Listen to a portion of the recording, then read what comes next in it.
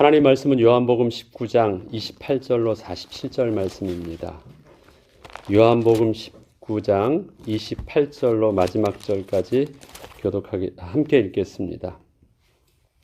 그 후에 예수께서 모든 일이 이미 이루어진 줄 아시고 성경을 응하게 하려 하사 이르시되 내가 목마르다 하시니 거기 신 포도주가 가득히 담긴 그릇이 있는지라.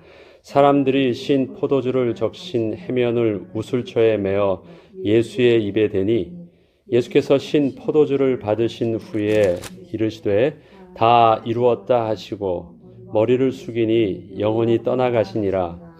이 날은 준비일이라. 유대인들은 그 안식일이 큰 날이므로 그 안식일에 시체들을 십자가에 두지 아니하려 하여 빌라도에게 그들의 다리를 꺾어 시체를 치워 달라 하니 군인들이 가서 예수와 함께 못 박힌 첫째 사람과 또 그 다른 사람의 다리를 꺾고 예수께 이르러서는 이미 죽으신 것을 보고 다리를 꺾지 아니하고 그중 한 군인이 창으로 옆구리를 찌르니 곧 피와 물이 나오더라. 이를 본 자가 증언하였으니 그 증언이 참이라. 그가 자기의 말하는 것이 참인 줄 알고 너희로 믿게 하려 함이니라. 이 일이 일어난 것은 그 뼈가 하나도 꺾이지 아니하리라 한 성경을 응하게 하려 함이라. 또 다른 성경에 그들이 그 찌른 자를 보리라 하였느니라. 아리마대 사람 요셉은 예수의 제자이나 그것을 숨기더니 이 일 후에 빌라도에게 예수의 시체를 가져가기를 구하매 빌라도가 허락하는지라. 이에 가서 예수의 시체를 가져가니라. 일찍이 예수께 밤에 찾아왔던 니고데모도 모략과 침향 섞은 것을 100리트라쯤 가지고 온지라. 이에 예수의 시체를 가져다가 유대인의 장례법대로 그 향품과 함께 세마포로 쌌더라. 예수께서 십자가에 못 박히신 곳에 동산이 있고 동산 안에 아직 사람을 장사한 일이 없는 새 무덤이 있는지라. 이 날은 유대인의 준비일이요 또 무덤이 가까운 고로 예수를 거기 두니라. 아멘. 오늘은 예수님께서 십자가에 실제로 못 박혀 죽으시는 그 장면이 기록되어져 있습니다.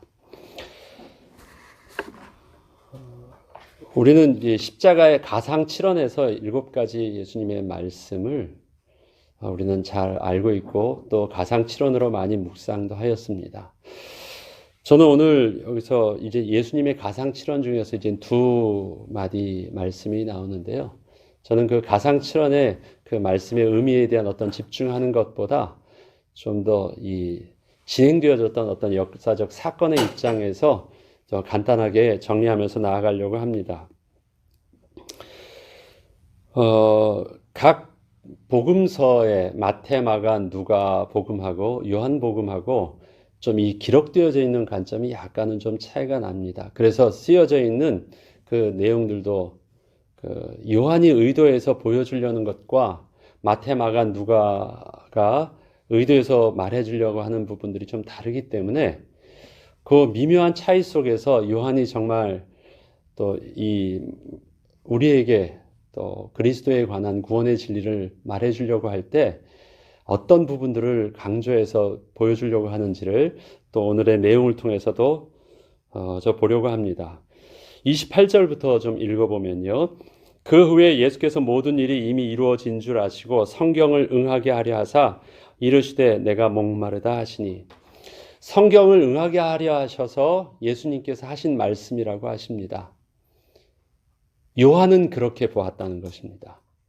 예수님께서 하시는 그 말씀을 왜 저 말씀을 하셨다 할 때 사도 요한은 예수님께서 그렇게 말씀하시는 그 부분들을 충분히 이해하였다는 것입니다. 왜? 성경에 응하게 하시려고 하나님 말씀의 성취됨을 보게 하시려고 하였다고 합니다. 미리 예언되어져 있던 구약의 말씀에 기록되어져 있는 주로 시편에 기록되어져 있는데요. 또 시편에 다윗을 통해서 나와 있던 내용 속에 기록되어져 있는 부분들인데 하나님의 말씀에 그 내용이 기록되어져 있는 것을 유대인들은 잘 알고 있습니다. 그래서 그 말이 기억되도록 예수님께서 특별히 하셨다라고 하십니다. 말씀을 성경에 응하게 하려 하셨다라고 하십니다. 성경의 예언대로 성취되고 있다라는 말은요, 십자가는 하나님의 선하심 속에서 이루어지고 있는 은혜의 사건이라는 것입니다. 우연히 발생한 것이 아니라 어떠한 악인들의 음모에 의해서 벌어지고 있는 악한 사건이 아니라 하나님의 선하신 계획 속에서 이루어지고 있는 은혜의 사건이라는 것입니다. 예수님께서는 모든 것을 아시면서도 그 길을 걸어가셨다라는 것 아니에요. 이미 알고 계셨던 일들을 지금의 이 고통도 미리 알고, 우리는 그 앞에서 예수님의 기도를 통해서 알지만 아무튼 예수님은 당할 모든 고난을 아시면서도 그 길을 능동적으로 당당하게 걸어가셨습니다. 그만큼 우리를 사랑하셔서 우리를 구원하시겠다고 하시는 그 하나님의 의지와 또 예수님의 그 의지가 분명하게 나타나고 있음을 보여줍니다. 또 예수님이 스스로 선택하신 길이라면 십자가는 무기력하게 당하는 실패의 길이 아니라 가장 강력한 예수님의 우리를 향하신 사랑의 길이신 것입니다. 그 성경을 응하게 하려 하심이라는 그 내용 속에서 우리가 묵상해 볼 수 있는 내용입니다. 그 가운데 예수님께서 하셨던 여러 말씀 속에서 특히 내가 목마르다라는 말씀을 하셨다고 합니다. 저는 이 목마르다라는 어떤 그 말의 의미를 담기 전에요, 29절에 보면 거기 신포도주가 가득히 담긴 그릇이 있는지라 사람들이 신포도주를 적신 해면을 우슬초에 메어 예수 입에 대었다라고 합니다. 사람들이 어떻게 예수님께요 그 입에다가 신포도주를 찍어가지고 댈 수 있었을까요? 신포도주는 지금도 그러죠. 그 올가닉 식초를 만드는데 포도주를 가지고 식초를 만들어서 우리가 먹기도 해요. 그래서 신포도주는 포도주라는 의미보다는요, 지금 우리 말하는 초 있죠. 그것은 그렇게 주는 것은 목이 마르면, 우리가 신 걸 먹으면 침이 나오잖아요.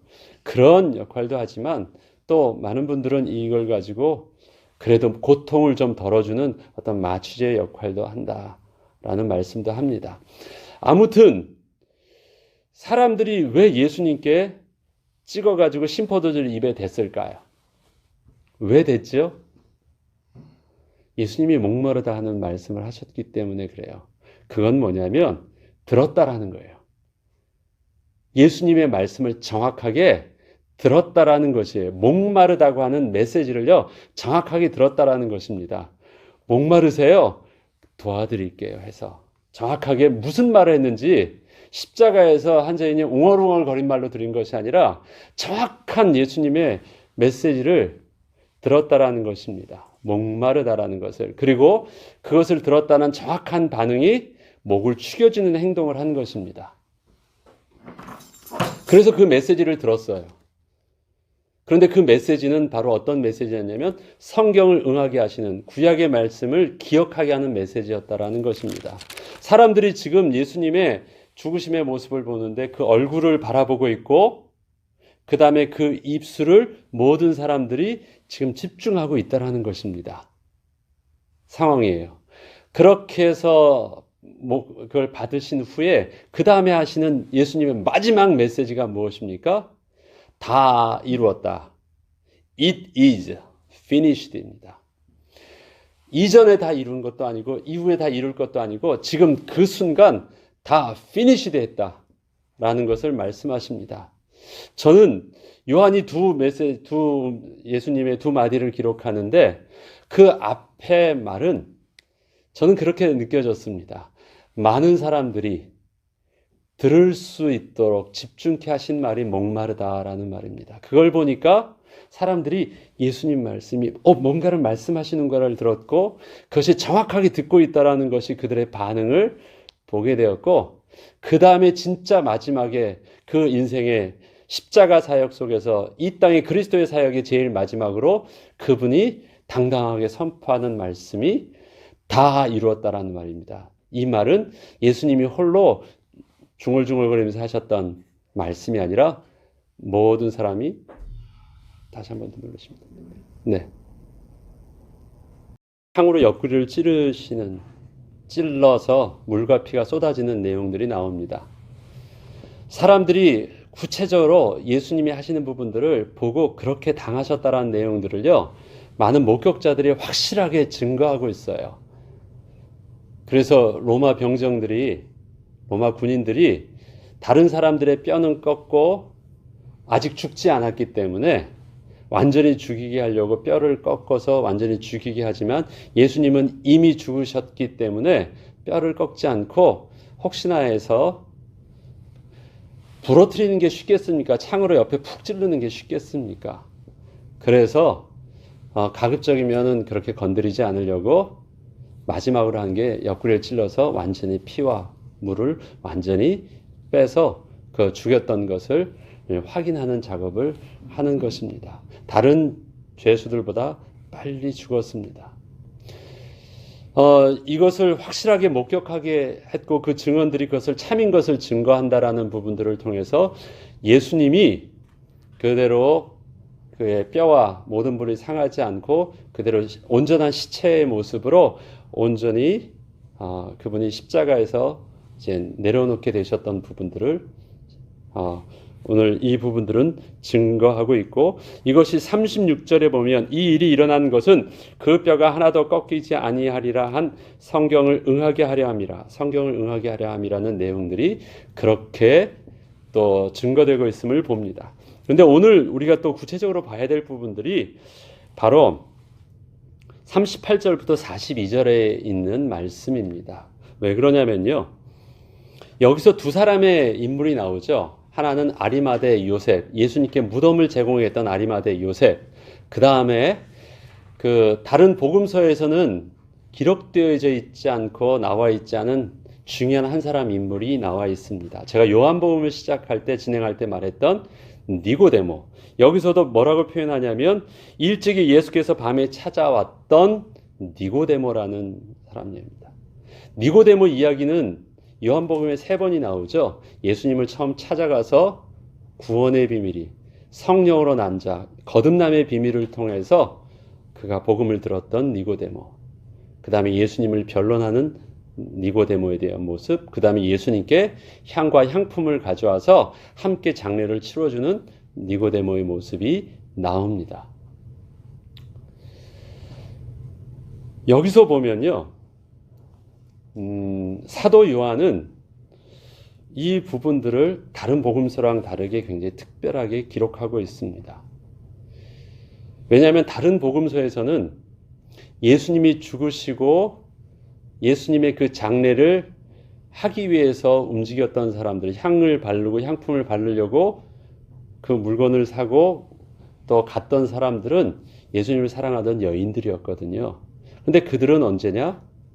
예수님을 가묘에다 일단 장례를 하고 6월절 날이 바로 시작되었기 때문에 더 이상 하지 못하고 일단 무덤에다 놔두고 어느 무덤에 예수님이 있구나라는 것을 여인들은 확인하고 안식 후 첫날 다 끝나고 나서 이제 향과 향품을 가지고 예수님께 새롭게 이제 완전히 장례를 치르러 가는 걸로 나오지만 그 전에 요셉과 니고데모는 예수님께 이미 향과 향품을 바르고 세마포로 감는 일들을 했던 내용들을 요한만 기록하고 있거든요. 그 다음에 또 다른 것이 뭐냐면 요셉의 아리마대 요셉에 대해서 마테마가 누가는요 그를 굉장히 좋게 표현하고 있습니다. 처음에 그를 설명할 때 그는 경건한 자다, 공회원이고 또 예수의 제자였고 하나님 나라를 사모하는 의인이었다. 뭐 이렇게 다 좋게 표현을 합니다. 그래서 그가 담대하게 가서 본디오 그 빌라도에 가서 시체를 요구했다. 또 마태복음에서는요 당돌하게 가가지고 감히 달라고 했다라고 표현할 정도로 요셉에 대한 표현들을요 그 설명들을 마테마가 누가는 긍정적으로 좋은 사람으로 아주 경건한 사람들로 표현을 해서 그가 했던 행위들을 이렇게 존귀하게 봐줍니다. 니고데모는 아예 나와 있지도 않고요. 그런데 여기서 보면 사도 요한은요, 38절에 이렇게 표현합니다. 아리마대 사람 요셉은 예수의 제자이나 유대인이 두려워 그것을 숨기더니, 이 느낌이 어떻습니까? 예, 좀 느낌 자체가 그에 대해서 좀 존귀하게 보려는 것보다 제자이나 숨겼던 자이다. 그래서 그에 대한 어떤 그 느낌이나 어감이요, 약간 좀 덜합니다. 그럼 왜 사도 요한은 이런 식으로 그를 표현했을까요? 뭐냐면 그는요, 뭔가 모르는 이 비포와 애프터를 설명하기 위해서 비포를 설명하고 있는 거예요. 왜냐하면 유대인이 두려워 그것을 숨기더니 이 일 후에 라는 표현을 통해서 예수께서 십자가에 죽으심 후에 그가 빌라도에게 가서 시체를 달라고 하는 행동이 바로 비포와 애프터의 사건의 가운데 뭐가 있냐면요, 예수께서 십자가에 죽으심이라는 십자가 사건이 있다라는 거예요. 그 사건이 얼마나 영향력 있고 얼마나 의미가 있었는지를 말해 주려고 비포에 대한 모습으로 바로 아리마대 요셉의 그 모습을 그렇게 표현하는 것입니다. 그래서 그때는 조금 부족해 보였지만 이 일 후에 바뀌어져 있는 그 모습은 너무 그것과는 근본적으로 달라진 변화된 모습으로 그가 사건들과 그의 행동이 바뀌었음을 말하고 있습니다. 그래서 십자가의 죽으심 후에 빌라도에게 예수의 시체를 가져가기를 구하매 빌라도가 허락하였다. 이에 가서 예수의 시체를 가져가니라. 그리고 일찍이 예수께 밤에 찾아왔던 니고데모도 모략과 침향 섞은 것을 100리트라쯤 가지고 와서 이에 예수의 시체를 가져다가 유대인의 장례법대로 그 향품과 함께 세마포로 쌌다. 그들이 장례를 치렀다라는 것입니다. 누가? 공회원이었던 아리마대 요셉과 아주 경건한 유대인으로서 존경받던 스승이었던 니고데모, 둘이 그러한 일들을 했다라고 합니다. 그러면 이것이 보통 일이었을까요? 자, 보죠. 그 앞에 예수님이 십자가에 죽을 때 3명이 동시에 죽었습니다. 2명이 함께. 시체 처리 어떻게 했을까요? 이제부터 우리가 생각해 봐야 될 실질적인 장면들을 보죠. 시체 처리를 어떻게 했을까요? 그 둘은 뼈를 꺾고 그 다음에 그 시체는 어디에 제대로 장례했을까요? 이건 당장 치워야 되니까 어디 이 쓰레기장 비슷한 곳에 그들이 갖다가 던져버렸겠죠. 아무나 장례할 수 있도록 무덤을 누가 주겠습니까? 거기에 돈을 쓰겠습니까? 그래도 시체는 처리해야 됐기 때문에 어디다가 보이지 않는 곳에 버렸겠죠. 그러면 예수님의 시체는 어떻게 됐을까요? 똑같이 버려졌을 겁니다. 왜? 이 당시에 지금 예수님께서 죽으시면서 모든 사람들이 다 도망갔고요. 가까이 지금 있다라는 것은 예수님과 똑같은 부류로 취급받는다라는 건요, 심각한 것입니다. 그동안 예수님이 살아계실 때는 그분의 위세가 있었기 때문에 그분의 옆에 있으면 그래도 보호를 받을 수 있었고 그대로 따르는 군중들 가운데 뭔가 그들의 위치가 보호를 받을 수 있었는데 지금은 그런 상황이 아니에요. 예, 모든 수장이 죽었어요. 나머지 사람들도요, 다 똑같이 그런 취급을 받으면 똑같이 다 죽임을 당할 수 있는 그런 위협이 있고 그렇게 정죄받을 수 있는 위치이기 때문에 다 도망갔습니다. 심지어 제자들도 감히 근처에 갈 수도 없었습니다. 그래도 담대하게 그 사랑하는 제자라고 했던 유일하게 옆에 있었던 제자는 요한밖에 없었습니다. 그것도 대단한 일이었지만 그렇다고 해서 시체를 어떻게 처리해달라고 달라다는 말은요, 어떻게 감히 누가 보여가지고 할 수 있는 지금 상황이 아닌 것이에요. 그 다음에 그 앞에 사람들이 왜 빌라도의 관정에 들어가지 않았습니까? 때는 6월절이에요. 6월절을 맞췄다면 시체를 만진다라는 건 어떤 거예요? 부정한 것입니다. 시체를 근처에 가는 것도 만지는 것도 부정한 정도이고 그 다음에 그 시체를 하나님께 저주받은 시체를 건든다는 건 더더욱 안 될 일이죠.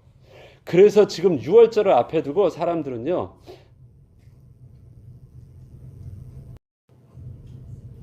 예, 시체를 앞에 두고 사람들에게 유월절 앞에서 시체를 건드린다라는 것은 모든 사람들이 원하지 않는 일들입니다. 부정하게 되는 일이기 때문에. 그래서 시체 처리는 두 가지 큰 이유 때문에 할 수가 없었어요. 하나는 예수님과 동일한 불의로 취급받는다라는 것은 그 사회에서 완전히 이젠 출교다니는 왕따 당하는 일이었고요.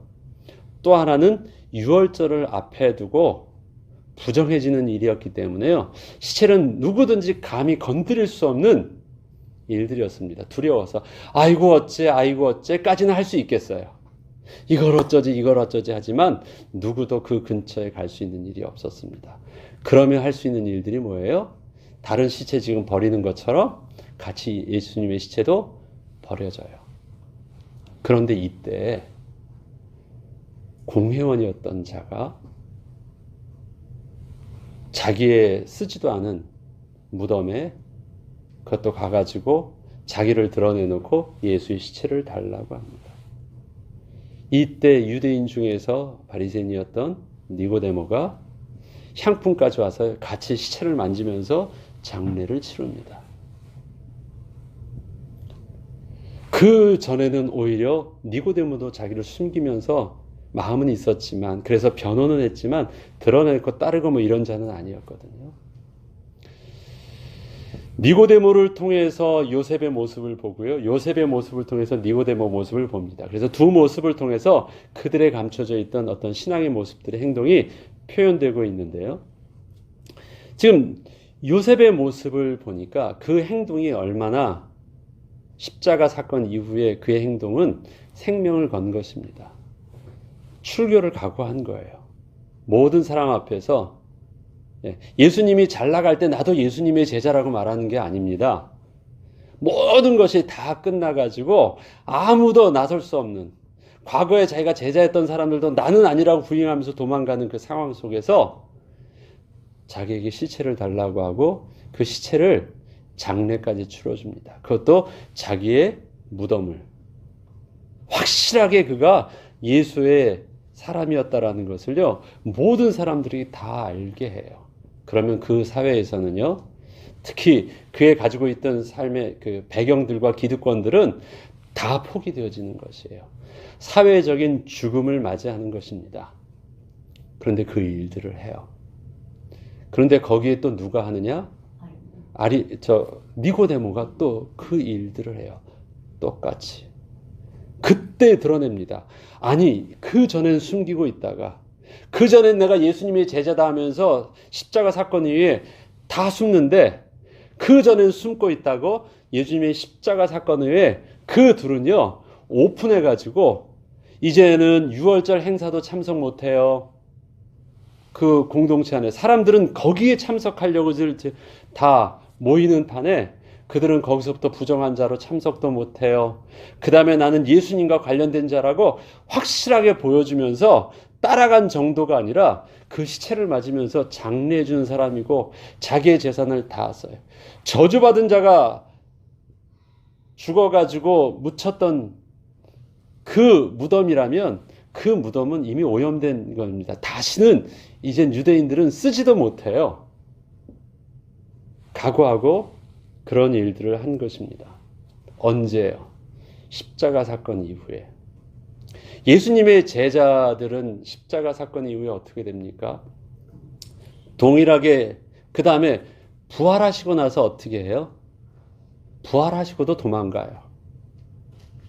대표적으로 엠마오상의 두 제자하고 그 다음에 아리마대 요셉과 니고데모의 두 제자의 모습을 보면 이들도 제자였다고 성경은 말하고 있어요.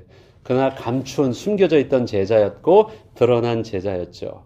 이 두 제자의 모습이 어떻습니까? 십자가 사건 이후에 나머지는 다 도망가고 십자가 사건 이후에 그들은 자기를 드러내고 있고 심지어서는요, 부활한 모습을 보면서도 제자들은 그거 참 이상하다 해서 예수님의 부활을 의식하지 못하고 인식하지 못하고 갑니다. 부활하신 주님이 예수님께 나타나서 성령으로 눈을 열어주셨을 때 그들이 삶이 변했고 생각이 바뀌고 행동이 바뀐 것이지, 부활이라는 그 기적 자체가 제자들의 삶을 바뀌게 하지 않았습니다. 그런데 왜 사도 요한은 이 모습을 기록하고 있냐면요. 십자가의 죽음이 일반 모든 평범한 사람 속에서는 다 도망가는 무서움의 저주의 사건이었는데 둘은 그렇게 하지 않았다라는 것입니다. 왜 그랬을까요? 니고데모는 언제 구원을 받았다고 합니까?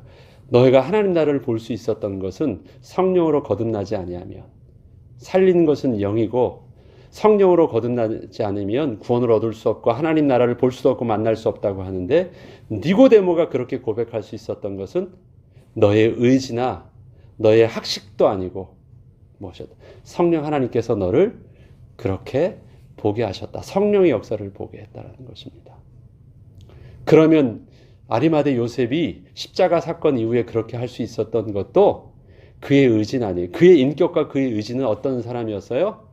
마음은 있었지만 두려워서 숨는 자였어요. 그런데 어떻게 그가 오히려 모든 사람이 돌아갈 때 그렇게 바뀔 수 있었을까요? 성령의 역사였다라는 것입니다. 누구를 통해서 요셉을 볼 수 있냐면 니고데모를 보니까 요셉의 모습도 봅니다. 니고데모가 제자였다라는 것을 어떻게 볼 수 있습니까? 요셉의 제자였던 모습을 통해서 보니까 그 둘이 하나였어요.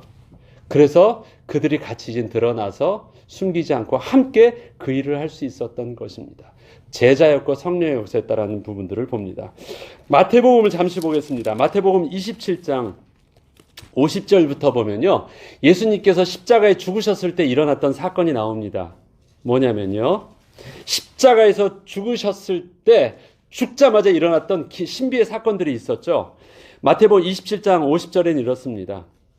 예수께서 다시 크게 소리 지르시고 영원히 떠나가셨습니다. 그리고 이에 성소 휘장 위로부터 아래까지 찢어져 둘이 되고 땅이 진동하며 바위가 터지고, 이건 자연적으로 일어났던 사건이에요. 무덤들이 열리며 자던 성도의 몸이 많이 일어났다라는 것입니다. 그때 일어나는 십자가 사건이 하나님의 어떤 창조의 기적들을 보게 했습니다. 그래서 이 일들을 통해서 십자가에 죽게 됐던 많은 유대인들도, 제자들이 아닌 많은 유대인들도 하는 말이 있죠. 그것이 54절에 보면 백부장과 및 함께 예수를 지키던 자들이 지진과 그 일어난 일들을 보고 심히 두려워하여 이르되 이는 진실로 하나님의 아들이었다라는 것입니다. 그 기적들을 통해서 하나님께서 저들에게 눈을 열어서 보게 하신 것이 있습니다. 성령이 아니면 하나님 나라를 볼 자가 없는데 하나님의 성령의 역사가 그때 일어났습니다. 그래서 성령의 역사가 잠자는 자들이 일어났대요. 언제? 십자가 사건 이후에. 그런데 그들이 52절에 보면요, 무덤들이 열리며 자던 성도의 몸이 많이 일어났는데 그 사람들이 예수의 부활 후에 그들이 무덤에서 나왔다라고 말합니다. 기적은 언제 일어났습니까?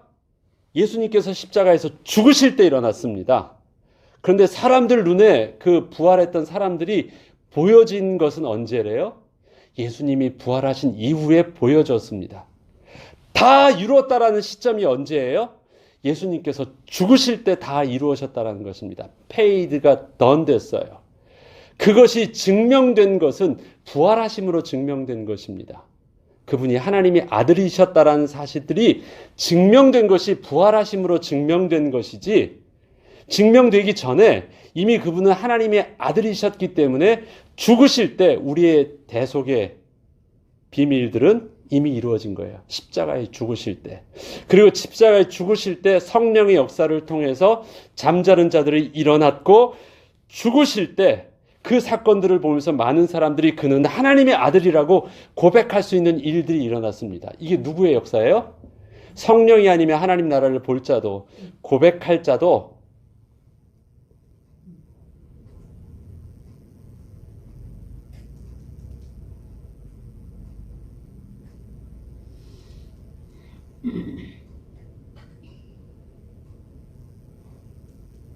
빨리 눌리면 돼요. 빨리.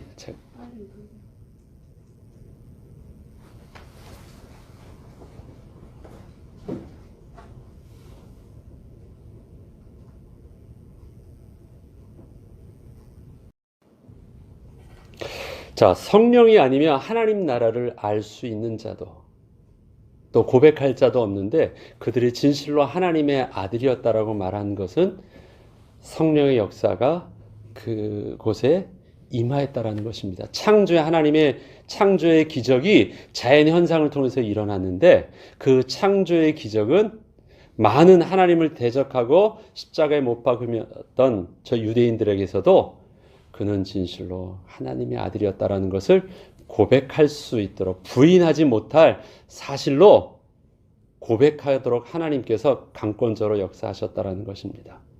그럼 저들은 하나님의 아들이었다라고 고백을 하는데 이 일 후에 아리마대 요셉과 니고데모는 어떻게 성령이 역사하셨습니까? 그들에게 근본적으로 자기가 그리스도인임을 이제는 모든 사람들은 다 도망갈 때 예수 그리스도의 하나님의 아들 되심을 고백하고 자기가 그리스도의 되심을 드러냈던 자들이라는 것입니다. 사도 요한복음을 통해서 사도 요한은 제일 많이 하는 말이 있죠. 말씀이 육신이 되어 이 땅에 오신 예수님.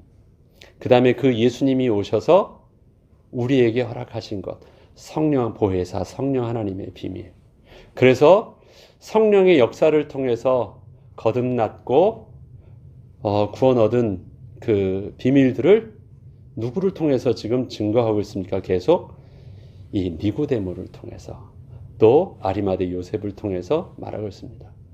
그래서 이 니고데모와 요셉에 대한 다른 관점을, 특별한 관점을요, 다른 부분을 마태, 마가, 누가는 아리마대 요셉만 기록하고 있고 그 요셉이 그렇게 할 만한 예수님의 제자였고 그 다음에 진실한 자였다. 그러니까 그가 그렇게 하였다라는 정도로 말하지만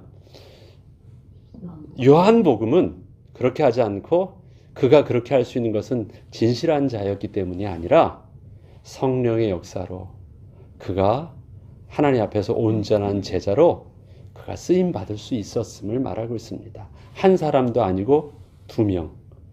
니고데모는 그런 사람이었다.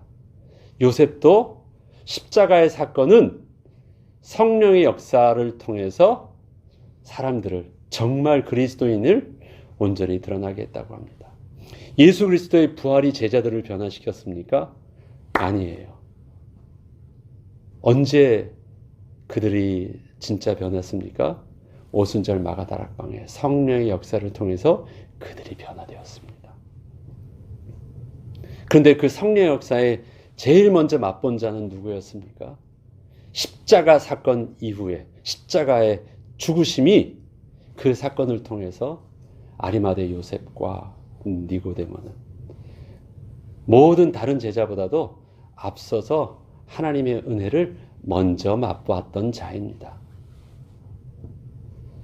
우리에게도 동일한 은혜를 주십니다. 기적이, 사람이 살아나는 기적이 사람을 변화시킨 것 아닙니다. 예수 그리스도의 부활이 우리를 변화시킨 것 아십니다. 그 부활이 믿어지게 하신 것은 성령 하나님의 역사입니다.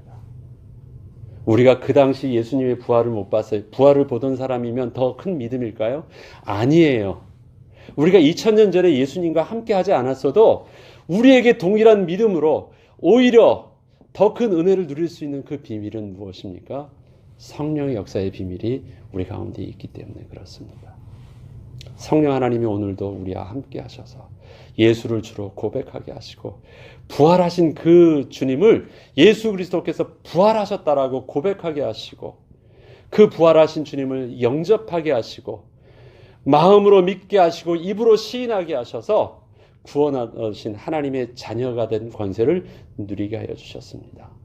우리 교회와 성령이 함께 하셔서 우리를 통해서 땅끝까지 이르러 이 복음을 증거할 수 있는 증인으로 우리들도 여전히 그 당시 예수님과 함께 했던 그 사도들의 감당했던 직분을 우리도 동일하게 감당할 수 있는 그 비밀이 성령의 비밀이라는 것을 알게 하셨습니다. 오늘도 우리 기도할 때 성령의 인도받게 하시고 성령 하나님께서 우리의 마음과 생각을 지켜주시고 눈을 열어 주의 법에 귀한 것을 보게 하시고 입술을 열어 복음의 비밀한 것을 증거할 수 있도록 우리를 인도하여 주시고 성령의 인도받게 하여 주옵소서. 그 은혜를 누리는 저와 여러분 되길 주의 이름으로 축원합니다. 주기도문으로 마치겠습니다. 꺼주세요.